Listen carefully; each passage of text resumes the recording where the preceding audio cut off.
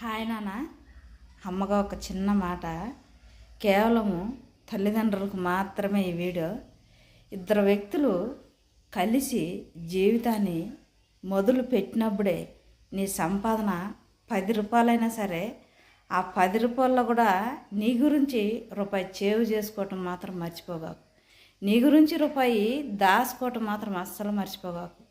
ఎందుకంటే నువ్వు 10 ఏళ్ళు బ్రతికినా, 50 ఏళ్ళు బ్రతికినా, 100 ఏళ్ళు బ్రతికినా నీకు పుట్టిన పిల్లలు నీ అవసరాలు తీర్చరు, నీ ఆకలి తీర్చరు. ఈరోజు నువ్వు దాచుకున్న ఆ రూపాయే నువ్వు 100 ఏళ్ళు బ్రతికినా, 50 ఏళ్ళు బ్రతికినా ఆ రోజుల్లో నీ అవసరం తీర్చాలి అన్నా, నీ ఆకలి తీరాలి అన్నా ఈరోజు దాచుకున్న ఆ రూపాయి మాత్రమే. నీకు పుట్టిన కొడుకులో కూతురులో కాదు.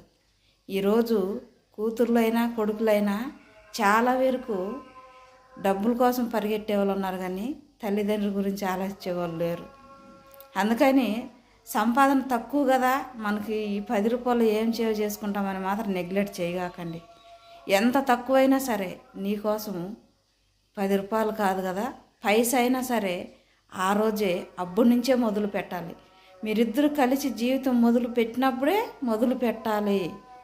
మీకోసం అన్నది పైసా సరే, రూపాయి సరే, 10 రూపాయలు సరే సేవ్ చేసుకోవటం, నీ సంపాదన ఎంత ఉందో చూసుకొని సేవ్ చేసుకోవటం మాత్రం అస్సలు మర్చిపోగాకండి. ఏ రోజైనా సరే మీ అవసరాలు తీర్చేది, మీ ఆకలి తీరేది ఈరోజు మీరు దాచుకున్న ఆ రూపాయి అయినా సరే, 10 రూపాయలైనా సరే. మీకు పుట్టిన పిల్లలు మాత్రం అస్సలు కాదు. ఇప్పుడు జనరేషన్లో ఇంకా చాలా అధ్వానం.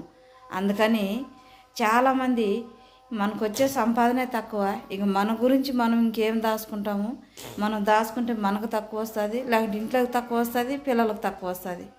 అస్సలు ఆ మాటను పక్కన పెట్టేయాలి. ఆ మాట మైండ్లోకి అసలు రానేకుండా పక్కన పెట్టేసి నీ సంపాదన 10 రూపాయలైనా సరే, 1 రూపాయి అయినా దాంట్లో మీకోసము మీరు సేవ్ చేసుకోవటం మాత్రం అస్సలు మర్చిపోగాకండి. గుర్తుపెట్టుకోండి.